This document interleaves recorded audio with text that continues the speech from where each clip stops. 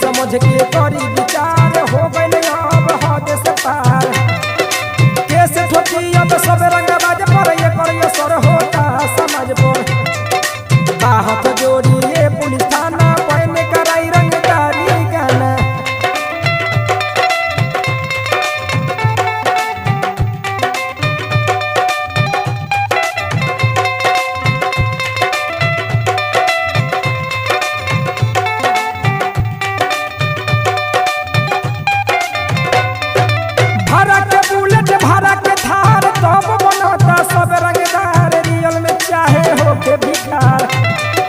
Video में बंदूक दिखावे पूरा समाज में गोली चलावे।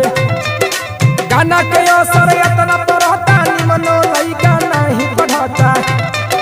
सरजी से कोने तमार कोना तो सभे भाई रंगदार। बाहत जोड़िए पुलिस थाना बने कराई रंगदारी गाना।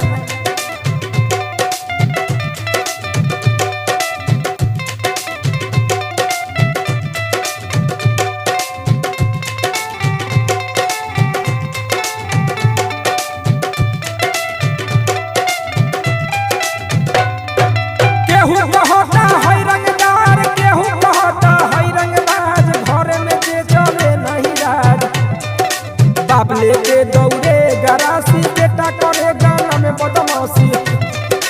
भइले बा सबके ये कही नासा होता बर्बाद भोजपुरी भाषा। करी विचार हो सरकार खत्म करी गुंडा ये सरकार।